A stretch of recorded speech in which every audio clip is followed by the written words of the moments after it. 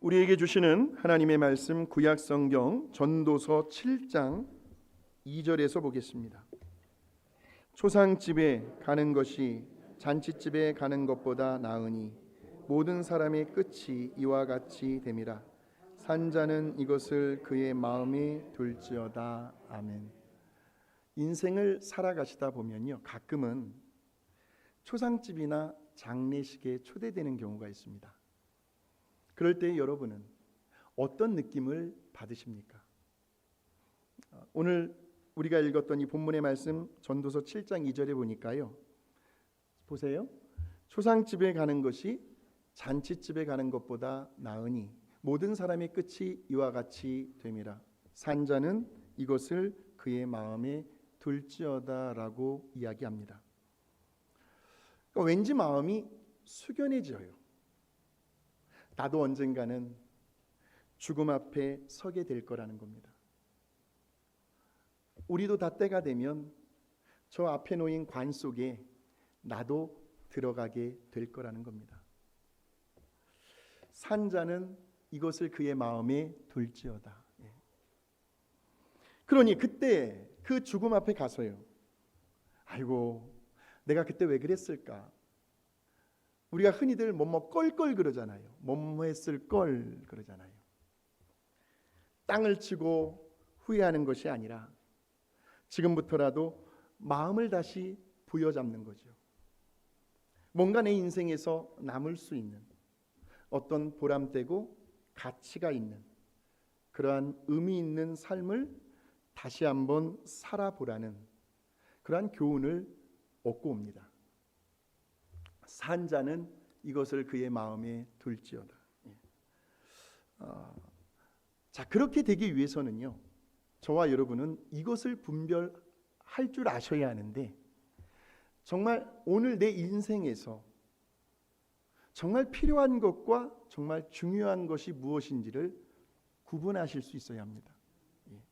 예를 들면 가족 소중하잖아요. 돈 없으면 못 살잖아요. 명예, 권력, 어떤 사회적인 나의 위치, 사람이 제일 견디기 힘든 것이 자기의 자존심과 체면에 스크래치가 갔을 때 죽고 싶을 만큼 힘들대요.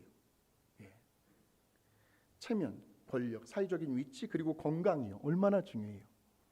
또 일할 수 있는 여건, 터전, 이러한 것들은 우리들이 살아가는 데 있어서 정말 없어서는 안 될 매우 필요한 것들입니다.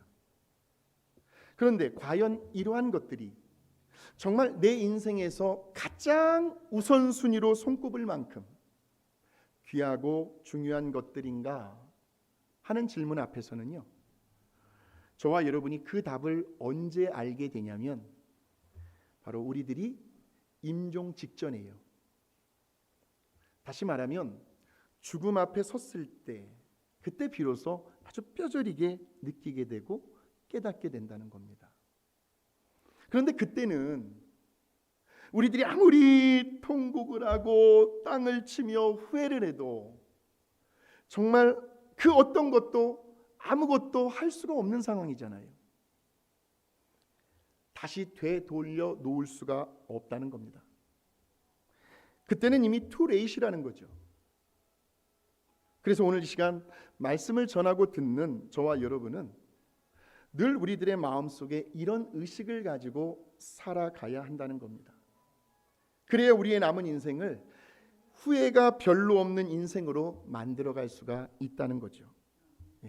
우리 한번 따라해 보실까요? 나는 오늘이라도 죽을 수 있다. 아무도 모르는 일이에요, 정말. 바로 이렇게 죽음을 내다보고 죽음을 미리 준비해 나가는 삶을 가리켜 우리는 종말론적인 삶이라고 이야기를 하는 겁니다. 그 대표적인 사람이 바로 우리 예수님이셨더라고요. 그래서 마태복음 16장에 보니까 예수님께서 이런 말씀을 하세요. 이때로부터 예수 그리스도께서 자기가 예루살렘에 올라가 장로들과 대제사장들과 서기관들에게 많은 고난을 받고 죽임을 당하고 제3일에 살아나야 할 것을 제자들에게 알려주십니다. 또 요한복음 13장에 보니까요, 유월절 전에 예수님께서 자기가 세상을 떠나 아버지께로 돌아가실 때가 이른 줄 아셨다 그랬습니다. 세상에 있는 자기 사람들을 사랑하되 끝까지 사랑하시니라. 우리 예수님은 늘 죽음을 바라보신 거죠. 십자가에서의 죽음을 생각하면서 오늘도 내일도 그 고난의 길을 말없이 묵묵히 3년 반 동안 그렇게 걸어가셨습니다. 그래서 이처럼 항상 죽음을 염두에 두고 사람은요, 언제나 그의 인생을, 즉 하루하루 나에게 주어진 그 시간들을 괜한 일에, 쓸데없는 일에 허비하면서 아무렇게나 살지 않습니다. 누가복음 12장에 보시면요, 부모의 유산을 앞에 두고요, 두 형제 간의 마음을 읽을 수 있는 장면이 나옵니다. 그럴 때 우리 예수님께서 그 두 형제에게 뭐라고 말씀해 주시는가 보았더니 우리 같이 한번 확인해 보실까요? 그들에게 이르시되 삼가 모든 뭐를 물리치라. 사람의 생명이 그 소유에 넉넉한 데 있지 아니하리라. 아마도 이 두 형제가 부모의 유산을 가지고 욕심이 들어갔나 봐요. 12장에, 누가복음 12장에 나와요. 그러시면서 한 부자의 이야기를 비유로 들어 말씀해 주십니다. 누가복음 12장 16절에서 21절의 말씀인데요, 같이 한번 읽어보실까요? 시작. 그러고서 예수님은 농토를 가진 어떤 부자가 풍성한 수확을 하자 속으로 둘 곳이 없으니 어떻게 할까? 옳지, 이렇게 하면 되겠구나. 내 곡간을 헐고 더 크게 지어 거기에 내 모든 곡식과 물건을 쌓아두겠다 하였고, 또 그의 영혼에게 내 영혼아, 여러 해 쓸 물건이 많이 쌓여 있다. 이제 편히 쉬면서 먹고 마시고 즐겨라. 자, 여기까지는 부자의 생각이었어요. 엄청난 풍성한 수확거리 열매들이 생겨버리니까 집에 있는 창고에 그게 부족했던 거예요. 그래서 더 헐고 크게 한번 지어보자 그랬는데 우리 하나님께서 뭐라고 말씀하시냐면, 시작. 그러나 하나님은 이렇게 말씀하셨다. 어리석은 사람아, 오늘 밤에 내 영혼을 도로 찾아가면 네가 지금까지 쌓아둔 것이 이것이 되겠느냐. 자기를 위해서는 재산을 쌓으면서도 하나님께 대하여 부유하지 못한 사람은 바로 이와 같은 사람이다 라고 말이죠. 우리들의 그 남은 인생을 우리 하나님께 대하여 부유하게 살라는 겁니다. 왜냐하면요, 우리들의 이 생명이요, 또 오늘 우리가 소유하고 누리는 이 모든 것들의 원천이 다 우리 하나님께로부터 왔다라는 것을 우리는 인정하고 믿고 그렇게 살아가고 있습니다. 하나님이 그 주도권을 가지고 계신다는 거죠. 그래서 나는 오늘이라도 죽을 수가 있는 거예요. 그래서 우리들이 하나님을 가리켜 종종 이런 표현을 합니다.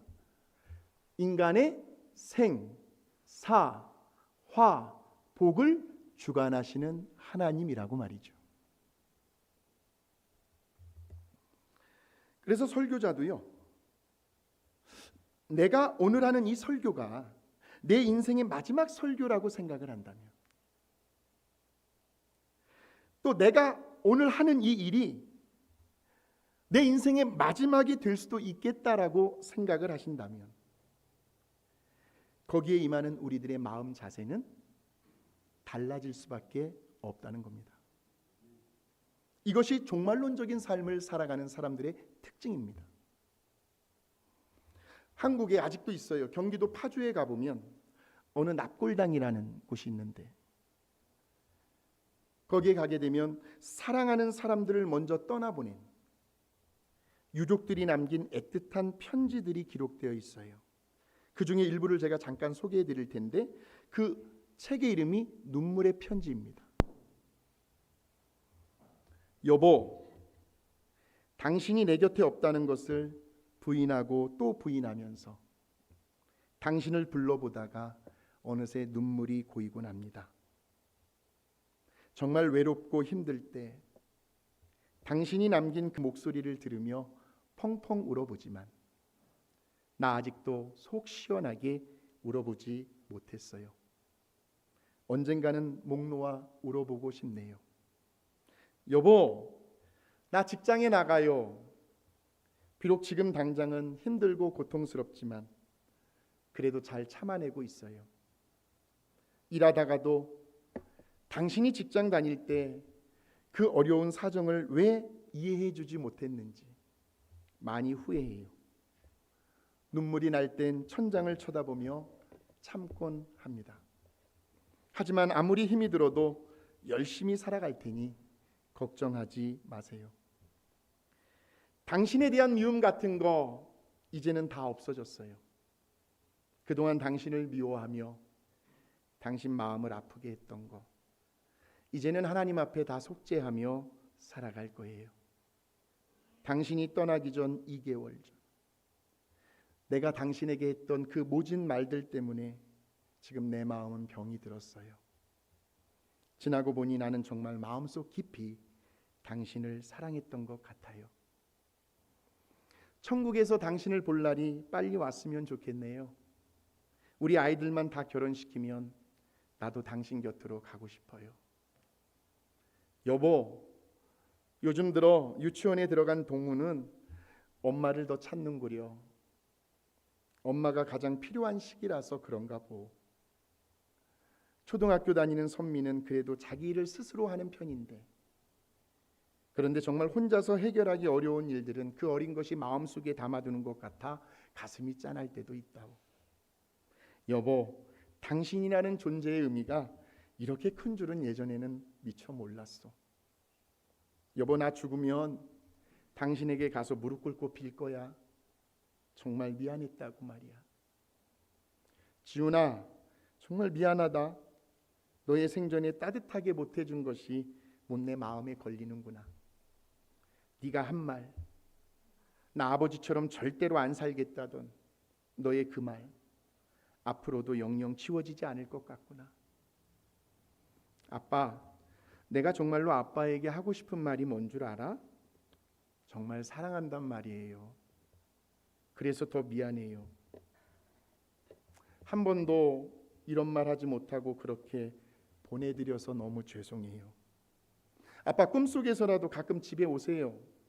딱 한 번만이라도 아빠 품에 안겨보고 싶어요. 자, 보세요. 그러니까 이러한 내용의 글들을 종합해 보면요, 정말 내 인생에 있어서 뭐가 가장 소중하고 귀하며 중요한 것인지를 알게 되는데요, 이 모든 내용의 글들이 제가 분석을 해봤어요. 다 한결같이 후회가 섞여 있는 말들이었어요. 후회. 좀 더 잘해주지 못했던 것, 좀 더 많이 사랑해주지 못한 것, 왜 그렇게 그냥 나긋나긋하게 말 한마디라도 그렇게 더 해주지 못했던 것. 그러니까 죽을 때가 되어서야, 또 사별을 하고 난 후에야 비로소 자신에게 정말 소중한 사람이 누구였는지, 또 그 소중한 사람을 얼마나 소홀히 대하며 살아왔는지를 깨닫게 된다는 겁니다. 그러니까 오늘도 우리들의 생사화복을 주관하시는 우리 하나님께서요, 저와 여러분을 부르신다면 나는 오늘 당장이라도 죽음을 맞이할 수밖에 없다고 하는 이러한 자세로 우리들이 오늘 하루를 살아간다면 아마도 우리들의 남은 인생은 분명히 달라지게 될 겁니다. 죽음을 내다볼 수 있는 눈을 가질 때, 나는 오늘이라도 죽을 수 있다라는 마인드를 가질 때, 우리는 비로소 조금이라도 후회하는 삶을 줄여갈 수가 있습니다. 그래서 히브리서 9장 27절에 보니까요, 이런 말씀이 있습니다. 자, 같이 한번 읽어보실까요? 시작. 한 번 죽는 것은 사람에게 정해진 것이요 그 후에는 심판이 있으리니. 와, 심판이 있어요. 이 땅에서 예수 믿었던 사람들이나 믿지 않는 사람들 모두에게 동일하게 임하는 심판이 있다는 거예요. 그래서 그 심판대 앞에서 예수 믿고 신앙생활 했으면 오케이, 당신은 천국. 예수님의 보혈이 없네, 예수님의 이름이 없네, 당신은 어디요?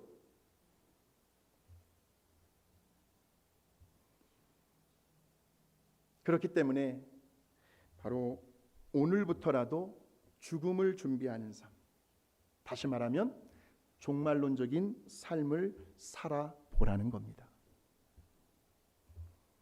만일 누군가가요, 저와 여러분에게 죽음이 두려우십니까? 라고 묻는다면 우리는 자신 있게 뭐라고 대답을 하실 수가 있을까요? 죽음이 두려우십니까? 어떤 성도님은 지금 고개를 흔들었어요. 두렵지 않다는 거예요. 제가 미국 오기 전 2달 전에요. 그러니까 2003년 8월 달이었습니다. 청년부 수련회를 따라간 적이 있었는데 그때 저는 유년부를 담당하고 있었던 풀타임 전임 전도사였습니다. 첫째 날 저녁 집회를 마치고 뭔가 배가 허전한 거예요. 출출한 거예요. 그래서 제가 가지고 간 차에 고등부 전도사님과 청년부 목사님이 함께 타고 읍내 슈퍼마켓을 간 것이 아니라 가던 길이었어요. 짐작하시죠? 간 게 아니에요. 가던 길이었어요. 가로등이 없는 시골길이었습니다. 에어컨을 껐어요. 상쾌한 밤 공기를 마시고 싶어서 창문을 다 내렸습니다. 그때 그 시골길의 제한 속도가 30km였습니다. 그런데 그날따라 뭐가 그렇게 기분이 좋았는지 100km로 달린 겁니다. 60마일이에요. 그러다 갑작스럽게요, 캄캄하다가 갑자기 가까이서 가서 보니까 코너길이었어요. 급커브길이었어요. 핸들을 돌리는데 이게 핸들이 움직이질 않는 겁니다. 옛날 시골길은 위에 도로가 있으면 좀 이렇게 가파르게 있다가 밑에 논두렁이 있잖아요. 제 차가 하늘로 붕 떴습니다. 그러면서 논두렁으로 차가 뒤집힌 거예요. 이렇게 그냥 떠가지고 바로 내려앉은 것이 아니라 떴는데 뒤집힌 거예요. 거꾸로 논두렁에 떨어진 겁니다. 만약 아스팔트였다면 우리는 앞사에서 죽었을 것이고요. 논두렁이었으니까. 그때의 창문이 열렸으니 망정이죠. 그렇게 가까스로 빠져나와서 청년부 목사님은 기어 올라가서 큰 길가에서 차를 붙잡으려고 그렇게 있었고요. 저는 그 논비탈길에서 밤하늘을 바라보면서 누워 있었습니다. 그러면서 갑자기 정신이 혼미해지는 거예요. 가물가물해지면서 자꾸 잠이 오더라고요. 자꾸 잠이 와요. 그때 누군가가 제 뺨을 때리기 시작을 하는데요, 얼마나 세게 때렸는지, 때리면서 정신줄 놓으면 안 된다고, 정신줄 놓으면 안 된다고. 나중에 보니까 얼굴이 이렇게 시뻘겋게 부어올랐더라고요, 제 얼굴이. 그러고 나서 우리 3명은 가까운 인근 병원 충북대 병원으로 갔습니다. 그리고 거기에서 나온 진단은 갈비뼈가 금이 간 정도였어요. 그리고 제 차는 당연히 폐차가 됩니다. 저는 그때 죽는다는 것이 바로 이런 느낌이구나 하는 체험을 한 것 같습니다. 그냥 평안하게요, 잠이 오더라고요. 평안하게. 그래서 우리들이 잠자듯이 호련히 하나님 앞으로 들려가게 해달라는 기도하잖아요. 예. 근데 나중에 알고 보니까 그때 그 차 사고가 난 그 시간에 저희 어머니가 한국의 마석기도원에서 기도를 하고 계셨대요. 그 이야기를 듣고 다시 한번 시간과 공간을 초월하시는 우리 하나님께서 나를 살리셨구나 하는 깨달음을 얻게 된 아주 귀한 체험을 한 적이 있습니다.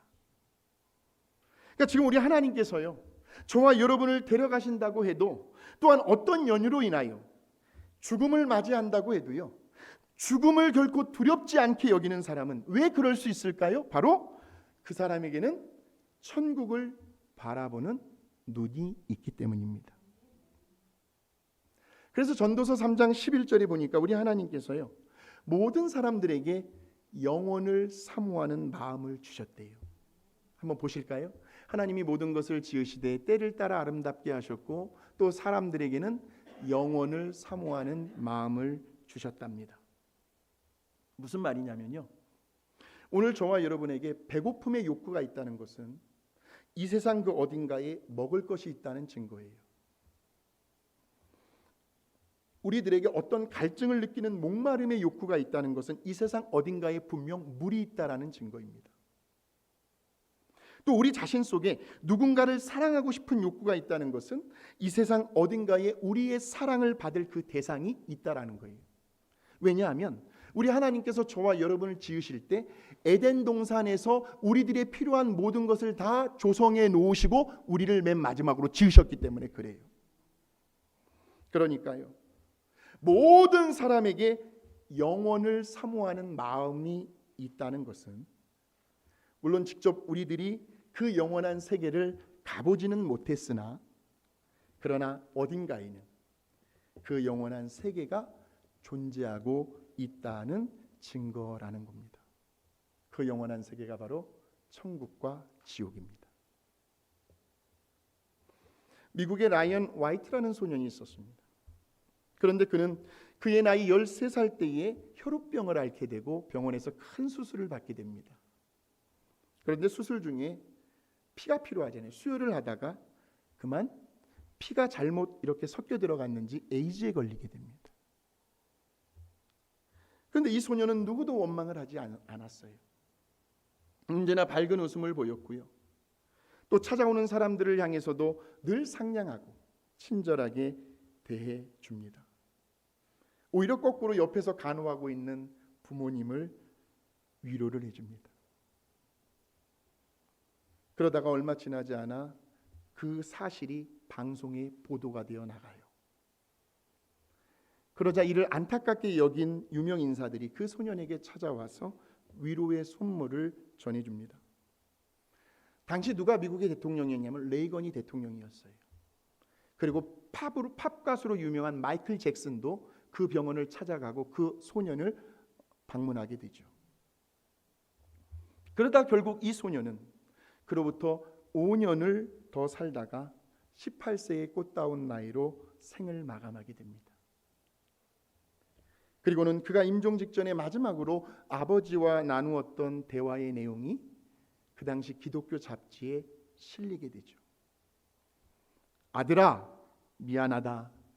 아빠가 더 이상 너에게 해줄 수 있는 것이 아무것도 없구나. 그러자 이 소년이 자그마한 목소리로 말을 합니다. 아니에요, 아빠. 아빠는 저에게 가장 소중한 선물을 이미 주셨어요. 우리 예수님을 알게 해주셨잖아요. 바로 그 예수님 때문에 저는 영원한 생명을 얻었는걸요. 아빠, 사람은 누구나 언젠가 때가 되면 다 죽잖아요. 저는 조금 빨리 가는 것뿐인데요.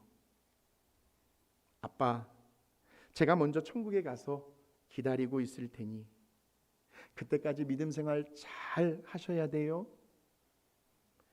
꼭 약속해요. 우리 천국에서 꼭 만나요. 하고 눈을 감습니다.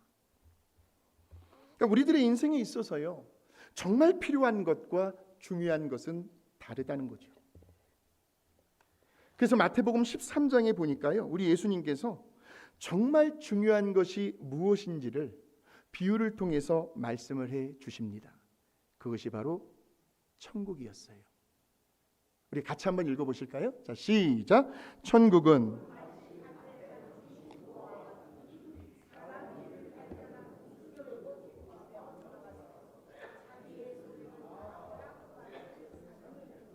보세요. 자기의 소유, 자기의 전 재산을 다 팔아서 사고 싶을 만큼 천국은 너무나도 소중하다는 겁니다. 귀하다는 거죠. 왜요? 그곳에는 영원한 기쁨, 영원한 행복이 있으니까요. 영원하다가 중요해요. 영원하다가. 그렇다면 구체적으로 천국은 어떤 곳일까 생각해 보다가 요한계시록 21장에 천국에 대한 묘사가 있더라고요. 그곳은 이 땅에서 우리들이 누리는 차원과는 비교할 수 없는, 그러니까 이렇게 생각하시면 됩니다. 이 세상에서요, 우리들이 최고로 행복하게 여기는 순간들이 있을 겁니다. 비록 잠깐이지만 그 최고로 행복한 순간, 또 최고의 기쁨을 느끼는 순간이 있을 거예요. 잠깐이지만. 또 최고로 팔팔하고 건강한 상태가 있을 겁니다. 잠깐이지만. 바로 그러한 상태 그대로를 영원히 지속할 수 있는 곳이 천국이라고 보시면 됩니다. 최고의 순간, 최고의 기쁨을 느끼는 순간, 최고의 건강한 상태로 영원히 지속되는 곳이 천국이라는 말씀입니다. 그래서 우리들이요, 매사에 이러한 천국의 관점에서 보게 되면요, 사실 이 땅에서 누리는 그 모든 것들이요, 물론 당연히 우리들이 생활하는 동안에는 필요한 것들입니다. 없어서는 안 될 것들이죠. 그러나 정말 그것들이 영원토록 지속될 만큼 중요한 것은 아니다라는 것을 알게 된다는 거죠. 그러니까 천국의 관점에서 본다는 것은 미래지향적으로 본다는 말이에요. 더 쉽게 말하면 보세요. 앞으로 큰 집으로 이사 갈 사람은요, 지금은 좀 작고 불편한 집에 살아도 큰 행복을 느낄 수가 있습니다. 또 앞으로 어떤 큰 목돈을 누군가에게 받을 사람은요, 지금 당장 먹을 것이 좀 부족해도 배부름을 느낄 수가 있습니다. 여러분, 왜 한국의 고시생들이 그렇게도 좁디 좁은 그 한 칸 방 안에서 그렇게 생고생을 해가면서 힘들어도 포기하지 않고 끝까지 견뎌내는 이유는 무엇일까요? 먼 훗날을 내다보는 거죠. 내가 이 고시만 패스하면, 이 행정고시만 패스하면 노후까지 내 남은 인생은 보장이 될 것이다. 또 고린도후서 12장에 보니까요, 사도 바울이 천국을 경험했다라고 하는 장면이 나옵니다. 3층 천을 올라갔어요. 그래서 바울은 누구보다도 천국에 대한 소망이 확실한 사람이었습니다. 그래서였는지요, 그는 복음을 전하다가 수도 없이 매를 맞고요, 죽을 고생을 하며 여러 번 감옥에 갇혔어도 그는 오히려 하나님을 찬양합니다. 하나님께 감사를 드립니다. 그러니까 천국에 대해 눈이 열리고 천국에 대한 소망을 품고 천국의 관점으로 살아가는 사람은요, 하루하루 그의 삶을 대하는 자세가 다르다는 거죠. 비록 이 땅에서의 삶이 좀 불편할 수 있을지는 몰라도, 그러나 그런 와중에서도 얼마든지 기뻐하고 감사하며 자족하는 삶을 살아갈 수가 있습니다. 같이 한번 이 찬양 속에 그 진리가 담겨 있는 것 같아요. 높은 산이 거친 들이 조막이나 궁궐이나 내 주 예수 모신 곳이 그 어디나 하늘나라 할렐루야 찬양하세 내 모든 죄 사함받고 주 예수와 동행하니 그 어디나 여러분이 계신 그 자리가 할렐루야 천국에 대해 눈이 열리고요, 천국에 대한 소망을 품고 천국의 관점을 가지고 살아가는 사람은 내가 오늘 이 하루를 왜 살아가야 하는지, 그 삶에 대한 이유와 목표가 분명해집니다. 그래서 사도 바울도 빌립보서 1장에서 이러한 고백을 하더라고요. 우리 1장 20절에서 21절 한번 확인해 볼까요? 시작. 나의 간절한 기대와 소망을 따라 아무 일에든지 부끄럽지 아니하고 지금도 전과 같이 온전히 담대하여 살든지 죽든지 이는 내게 사는 것이 그리스도니 죽는 것도 유익함이라 하는 거예요. 지금 바울에게는 그의 간절한 소원이 있었답니다. 그의 간절한 기대와 소망이 있었다는 거죠. 그것이 뭐예요? 살든지 죽든지 내 몸에서 그리스도가 존귀하게 나타나는 것. 저와 여러분의 말과 행동, 삶 속에서 그리스도의 향기가 드러나게 하는 것. 이것이 바울이 오늘도 내일도 살아가는 이유였고, 다시 말하면 우리 예수님 때문에 살아갔던 사람이 바로 바울이었습니다. 자기가 복음 때문에, 우리 예수님 때문에 핍박을 받고 또 심지어는 죽음에까지 이른다 할지라도 그것조차도 자기에게는 뭐하다는 겁니까? 유익하다는 겁니다. 내게 사는 것이 그리스도니 죽는 것도 유익함이라. 그래서 바울은요, 얼마나 그 마음이 간절했냐면요, 하루라도 빨리 이 육신의 삶을 벗어나고 싶었어요. 아까 일부 예배도 끝나고 어떤 성도님께서 목사님, 가끔 저도 빨리 천국에 가고 싶다는 생각을 해요, 그러더라고요. 예수님 곁으로 가고 싶었던 거예요. 그러니까 지금 당장이라도 할 수만 있다면 천국에 가고 싶은 거예요. 왜냐하면 바울은 알았거든요, 천국이 얼마나 좋은 곳이라는 걸. 갔다 왔으니까요. 그런데 물론 마음은 그러했지만, 그러나 바울은 자신이 이 땅에서 더 살아야 할 이유를 알았어요. 그 삶의 목표를 분명히 알고 있었어요. 그것이 23절에서 26절에 나오고 있습니다. 자, 같이 시작. 내가 그 둘 사이에 끼었으니 차라리 세상을 떠나서 그리스도와 함께 있는 것이 훨씬 더 좋은 일이라. 그렇게 하고 싶으나 내가 육신으로 있는 것이 너희를 위하여 더 유익하리라. 내가 살 것과 너희 믿음의 진보와 기쁨을 위하여 너희 무리와 함께 거할 이것을 확실히 아노니 내가 다시 너희와 같이 있으므로 그리스도 예수 안에서 너희 자랑이 나로 말미암아 풍성하게 하려 함이라. 그러니까 이거예요. 바울의 삶의 목표는 오로지 전도였어요. 또 바울의 전도를 통해서 그 복음을 받아들였던 성도들이 시간이 갈수록 그들의 신앙과 믿음이 점점 자라나는, 성숙되어가는 그 모습을 보는, 그것으로 인해서 바울은 기뻤던 거예요. 그들의 삶이 점점 변화되어 가는